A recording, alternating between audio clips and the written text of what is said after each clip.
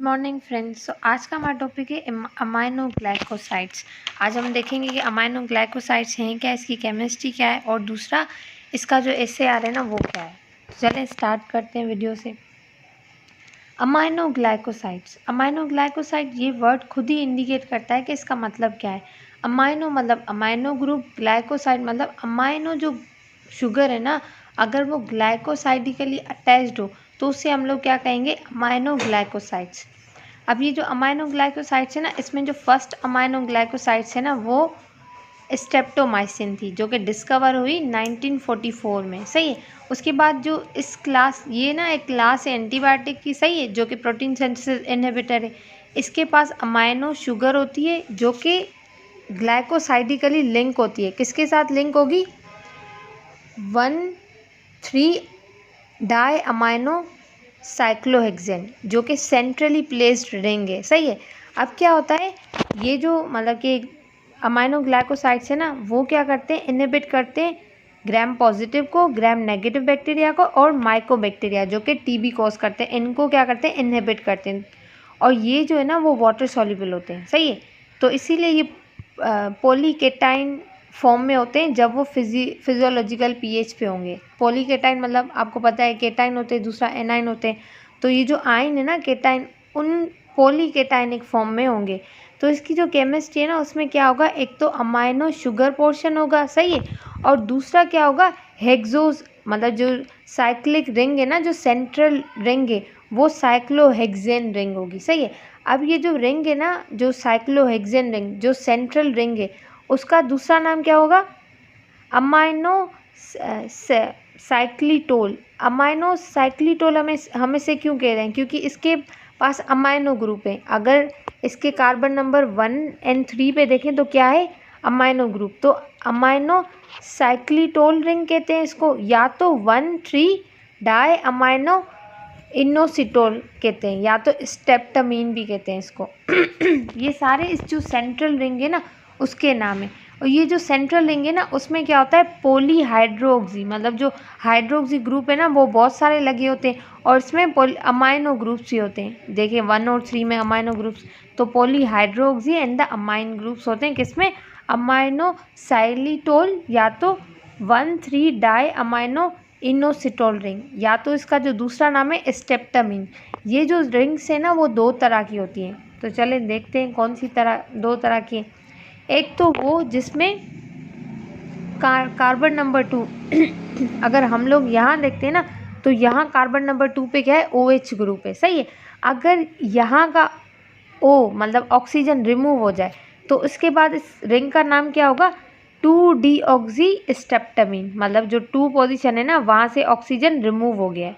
सही, तो इसीलिए इसको हम लोग क्या कह रहे हैं, 2-डीऑक्सी स्टेप्टामीन। सही है।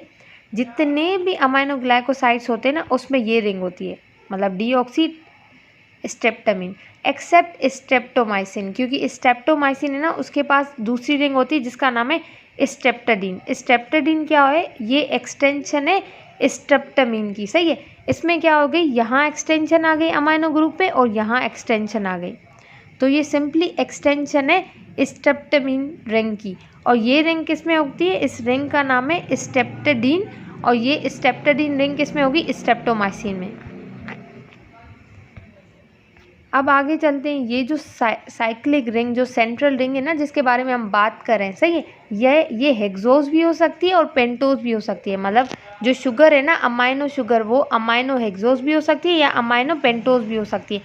अमाइनो हेक्सोज होगी ना तो वो टोब्रामाइसिन उसमें पाई जाएगी, और अमाइनो पेंटोज होगी मतलब जो 5 कार्बन रिंग होगी, तो अमाइनो पेंटोज किस में होगी, अमाइनो पेंटोज यहाँ हेक्सोज है टोप्रामाइसिन के पास, और अमाइनो पेंटोज की अगर हम बात करें तो वो किस में होगी, पेरामोमाइसिन के पास, नियोमाइसिन के पास और स्ट्रेप्टोमाइसिन के पास। अगर हम लोग स्ट्रेप्टोमाइसिन की बात करें तो स्ट्रेप्टोमाइसिन के पास स्ट्रेप्टाडीन होगा, और जो नियोमाइसिन है, जेंटामाइसिन, टोब्रामाइसिन, केनामाइसिन, इसके पास जो रिंग होती है ना वो डीऑक्सी स्टेप्टामीन, जो हमने ऊपर बात की है। उसके बाद आ जाते हैं इसकी रिंग। जो इसकी रिंग है ना वो बीच में सेंट्रल रिंग होगी जिसको हम लोगों ने बी कहा है, और यहाँ ए रिंग है और दूसरी क्या है, सी रिंग, A B और सी रिंग। सही है। अगर हम इस रिंग को देखते हैं ना तो मतलब हम लोग इस रिंग को ना अलग अलग से देखेंगे। ए रिंग में क्या है, बी को, सी को और डी को, सॉरी ए, बी और सी को अलग अलग से देखेंगे। तो चलें यहाँ पे जनरली अगर हम लोग बात करें ना स्टेप्टो अमाइनोग्लाइकोसाइड की, तो वो दो तरह के, एक तो MYCIN से स्टार्ट मतलब कि लास्ट होते हैं, दूसरे होते MICIN से लास्ट होते हैं। तो कैसे, इसका मतलब क्या है, जो माइसिन होते हैं ना MY वाले, वो स्टेप्टोमाइस से ना वहाँ से निकले होते हैं। तो इसकी जो एंड में ना वो MY आएगा। सही है, MYCIN जो कि स्टेप्टोमाइसिन से निकले। सही है, जैसे स्टेप्टोमाइसिन हो गए, केनामाइसिन, नियोमाइसिन, पेरामोमाइसिन और टोब्रामाइसिन, ये सारे कहाँ से आए हैं, स्टेप्टोमाइस से। और जो दूसरे हैं ना वो MICNI, सही है, ये कहाँ से आए, माइक्रोमोनोस्पोरा से आए। सही है, और इनके एंड में क्या लगेगा, MICIN मतलब माइसिन, जैसे जेंटामाइसिन हो गया, एमिकासिन हो गया, एस्ट्रोमाइसिन हो गया, ये वाली। उसके बाद आ जाते हैं रिंग्स पे। जैसे हमने कहा कि इसकी 3 रिंग्स है। सही है, तो तीनों को अलग से हम लोग देखते हैं। अगर इसकी ए रिंग को देखें ना तो इसकी ए जो रिंग है ना उसके कार्बन नंबर 6 पे और कार्बन नंबर 2 पे क्या होगा, अमाइनो ग्रुप लगेगा। यहाँ पे जो R1 है ना तो यहाँ पे क्या होगा, अमाइनो ग्रुप लगेगा। कार्बन नंबर 6 और कार्बन नंबर 2 पे जो अमाइनो ग्रुप है ना वो एसेंशियल है फॉर द एक्टिविटी। और जो इनएक्टिवेटिंग एंजाइम्स है ना जो कि इनएक्टिवेट करते हैं अमाइनो ग्लाइकोसाइड्स को, वो जाके इन दोनों मतलब जो अमाइनो ग्रुप्स है ना वहाँ पे अटैक करते हैं। जैसे इनको अटैक करेंगे तो क्या होगा, जो अमाइनो ग्लाइकोसाइड है ना वो इनएक्टिव हो जाएगी। सही, उसकी एक्टिविटी इतनी नहीं रहेगी। तो जो साइकिल ए है ना दैट्स एसेंशियल, मतलब वो जो कार्बन नंबर 2 और 6 पे जो डाई अमाइनो शुगर है ना ये एसेंशियल है फॉर द एक्टिविटी, मतलब एंटी माइक्रोबियल एक्टिविटी के लिए ये एसेंशियल है। तो इसीलिए जो प्राइमरी टारगेट होता है ना फॉर द इनएक्टिवेटिंग एंजाइम वो क्या होगा, यही होंगे। The amino function present at 2 and 6 carbon is essential for the anti microbial activity. उसके बाद देखते हैं दो तरह के, मतलब हम लोग इसमें एग्जाम्पल देखेंगे। केनामाइसिन है ना दो तरह का है, एक तो बी और दूसरा ए। जो बी केनामाइसिन है ना वो ज़्यादा एक्टिव है as compare to the A. क्यों, क्योंकि जो बी है ना उसके 2 पे और 6 दोनों पे क्या है, अमाइनो ग्रुप है, तो वो ज़्यादा एक्टिव है। और अगर मतलब हम लोग ये जो अगर जो ये अमाइनो एसिड है ना जो अमाइनो ग्रुप लगा है 6 कार्बन पे, सही है, अगर 6 कार्बन का अमाइनो ग्रुप हटा के हम लोग मिथाइल लगा देते हैं तो इससे क्या होगा, जो रेजिस्टेंट है ना वो इनएक्टिवेटिंग एंजाइम से बढ़ जाएगा। मतलब इनएक्टिवेटिंग एंजाइम्स इनएक्टिवेट नहीं कर पाएंगे, रेजिस्टेंस बढ़ जाएगा। अगर जो अमाइनो मतलब कि ग्रुप है ना 6 कार्बन पे उसकी जगह पे हम लोग मिथाइल लगा दें। If amine at the 6 carbon is substituted with the methyl, it confers the resistance against inactivating enzyme. inactivating enzyme से resistance होगा। और अगर हम लोग OH ग्रुप है ना जो कार्बन नंबर 4 और 3 पे होगा, अगर उसको क्लीवेज मतलब हटा देते हैं तो कोई भी इफेक्ट एक्टिविटी पे नहीं आएगा। जैसे कि डेब्रिकासिन क्या है, इसके 3 और 4 पोजीशन पे ना 3,4 डाई डीऑक्सी एमिकासिन है। एमिकासिन का अगर 3 अमीकासिन से 3 और 4 से हम लोग ऑक्सीजन हटा दें तो वो कन्वर्ट हो जाएगा किसमें, डाइबिकासिन में। और ये डाइबिकासिन इतना ही एक्टिव होगा जितना अमीकासिन एक्टिव होगा। तो अगर हम लोग इस रिंग की बात करते हैं, सही है, अब इस रिंग की जो 3 पोजीशन है ना वहाँ पे और जो 4 पोजीशन है जहाँ पे R2 और R3 लगा है, यहाँ में भी कोई OH मतलब कि सब्सटीट्यूट लगाओ, और अगर ये इससे हम लोग मतलब यहाँ से OH के सब्सटीट्यूट से O निकाल देते तो क्या होगा, एक्टिविटी पे कोई डिफरेंस नहीं आएगा। दूसरा, अगर ये जो कार्बन नंबर 6 पे अमाइनो ग्रुप लगा है और अगर हम इससे रिप्लेस कर देते हैं विद द मिथाइल ग्रुप तो क्या होगा, जो रेजिस्टेंस है ना अगेंस्ट इनएक्टिवेटिंग एंजाइम वो ज़्यादा हो जाएगा। सही है, मतलब इनएक्टिवेटिंग एंजाइम से रेजिस्ट होंगे। अब आ जाते हैं रिंग ए कंप्लीट होगी, अब रिंग बी पे आ जाते हैं। रिंग बी पे अगर आप मल्टीपल सब्सटीट्यूशन करते हो कार्बन नंबर 1 पे, जो रिंग बी है ना, उसके कार्बन नंबर 1 पे ना अमाइनो ग्रुप लगा है, ये देखें रिंग बी है जिसके कार्बन नंबर 1 पे क्या लगा है, अमाइनो ग्रुप। अगर इस पर आप मल्टीपल सब्सटीट्यूशन करते हैं ना, फॉर एग्जांपल असाइलेशन करते हैं या इथाइलेशन करते हैं, तो क्या होगा, मतलब यहाँ पे जो मतलब कि अमाइनो ग्रुप है ना उसमें इथाइल अटैच कर देंगे तो इथाइलेशन होगी, और अल्काइल जो है ना असाइल ग्रुप ऐड कर देंगे तो असाइलेशन होगी। तो अगर इथाइलेशन और असाइलेशन करवाते हैं तो आप, तो इससे क्या होगा, अगर असाइलेशन करवाएंगे तो अमीकासन बनेगा, सही है, और अगर हम इथाइलेशन करवाएंगे तो 1N सिसोमाइसिन बनेगा, सही है, 1N सिसोमाइसिन। और अगर हम इस अमाइनो मतलब जो कार्बन नंबर 1 पे अमाइनो ग्रुप है ना उसके 4 जो रेडिकल ग्रुप था उस पर असाइलेशन करते हैं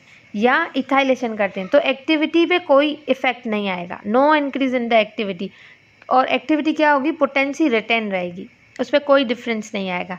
अब फॉर एग्जांपल आपने इथाइलेशन की, सही है, इथाइलेशन के बाद आपने उसी वहीं पे उसके कार्बन नंबर 2 पे हाइड्रेशन करवा दी, और जो कार्बन नंबर 5 है ना उसमें ना डीऑक्सीजनेशन करवा दी, मतलब कार्बन नंबर 5 से O निकाल के आपने जो कार्बन नंबर 2 है ना उस पर हाइड्रेशन करवाई, तो इससे क्या होगा, जो रेजिस्टेंस है ना अगेंस्ट इनएक्टिवेटिंग एंजाइम वो बढ़ जाएगा। अब हम आ जाते हैं बी पे, इस पे अगर मतलब यहाँ पे क्या हुआ, इथाइलेशन हो गई है, सही है, जो ये कार्बन है ना, ये जो रेडिकल लगा हुआ है इस पे इथाइलेशन हुई है, सही है, एक तो इस पे इथाइलेशन की, दूसरा जो कार्बन नंबर 2 है ना उस पे हाइड्रेशन की, सही है, और जो कार्बन नंबर 5 है ना उसका ऑक्सीजन निकाल दिया, उसकी डीऑक्सीजनेशन करवाई, तो इससे क्या होगा, जो इनएक्टिवेटिंग एंजाइम है ना उसके खिलाफ रेजिस्टेंस बढ़ जाएगा, मतलब वो एंजाइम आप जो एंटीबायोटिक है ना उसे हार्म नहीं कर पाएंगे, ये होगा। और हमने ए जो है ना, ए जो रिंग थी उस पर क्या देखा था, अगर हम 6 पोजीशन से मतलब कि अमाइन हटा के मिथाइल लगाते हैं तब भी वो जो इनएक्टिवेटिंग एंजाइम है ना उसके साथ अगेंस्ट रेजिस्टेंस बढ़ेगा। तो ये देखें सिमिलर पॉइंट्स भी आती हैं इसमें। अब क्या हुआ, रिंग बी भी हो गई। अब आ जाते हैं रिंग सी की तरफ। अब रिंग सी है ना, ये देखें रिंग सी है, सही है, अगर इसका हम लोग देखते हैं ना, रिंग सी अगर कार्बन नंबर 2 पे सब्सटीट्यूट करते हैं हम अमाइनो ग्रुप, मतलब ये जो कार्बन नंबर 2 है ना जहाँ पे रेडिकल 8 लगा हुआ है, मतलब R8 लगा हुआ है, अगर हम इसकी जगह पे अमाइनो ग्रुप लगाते हैं तो एक्टिविटी इंक्रीज़ हो जाएगी। हमें पता है अमाइनो पे एक्टिविटी बढ़ती है, तो अगर यहाँ पे अमाइनो ग्रुप लगा है तो एक्टिविटी क्या होगी, बढ़ जाएगी। और दूसरा इसमें क्या है, जो अमाइन यहाँ पे लगा है ना, ये आपको पता है कौन सा सेकेंडरी अमाइन है, ये अमाइन सेकेंडरी और टर्शरी होगा ना तो वो जो एक्टिविटी है ना उसके लिए ज़्यादा इम्पॉर्टेंट होगा, मतलब जो सेकेंडरी और टर्शरी अमाइंस है ना उनकी एक्टिविटी ज़्यादा होगी। यहाँ पे जैसे सेकेंडरी लगा हुआ है, अगर मैं एक रेडिकल और बढ़ा दूंगी तो वो क्या हो जाएगा, टर्शरी हो जाएगा, मतलब एक अमाइन कितने मतलब कि अल्काइल ग्रुप से लगा हुआ है, तो क्या होगा, अगर सेकेंडरी और टर्शरी अमाइन लगा है, सही है, तो क्या होगी, एक्टिविटी कार्बन नंबर 3 पे बढ़ जाएगी, मतलब एक्टिविटी उस कंपाउंड की बढ़ जाएगी अगर सेकेंडरी और टर्शरी अमाइन लगा है तो ये थी कार्बन नंबर जो ring number C. Ring number A में हमने देखा जो ए है उसमें 2 पोजीशन इंपॉर्टेंट थी, एक तो 2 और 6 पे अमाइनो ग्रुप होना चाहिए, सही है, और अगर हम 6 पोजीशन से अमाइनो ग्रुप उसके हटा देते हैं और उसकी जगह पे मिथाइल ग्रुप लगा रहे हैं तो जो रेजिस्टेंट है ना अगेन इनएक्टिवेटिंग एंजाइम वो बढ़ता है। और फिर हम लोगों ने बी पे क्या देखा, जो बी है ना उस पर अगर हम लोग बी के जो 1 पे अमाइनो लगाए और उसकी जगह पे हम लोग इथाइलेशन कर देते हैं, मतलब कार्बन नंबर 4 जो रेडिकल 4 है इथाइलेशन करवा देते हैं और उसके बाद कार्बन नंबर 2 और जो 5 है वहाँ से ऑक्सीजन हटा देते हैं, तो क्या होगा, इनएक्टिवेटिंग एंजाइम है ना उसके अगेंस्ट रेजिस्टेंस बढ़ता है, ये हम लोगों ने देखा। और कार्बन नंबर सी पे हमने क्या देखा, यही कि अगर हम लोग कार्बन नंबर 2 पे सब्सटीट्यूट करते हैं अमाइनो ग्रुप, मतलब अमाइनो ग्रुप लगाएंगे तो एक्टिविटी इंक्रीज़ हो जाएगी। और जो अमाइनो ग्रुप है ना 3 पोजीशन पे वो क्या करेंगे, हम लोग टर्शरी या सेकेंडरी लगाएंगे, तो इससे क्या होगा, एक्टिविटी बढ़ेगी। आई होप आपको ये क्लियर है।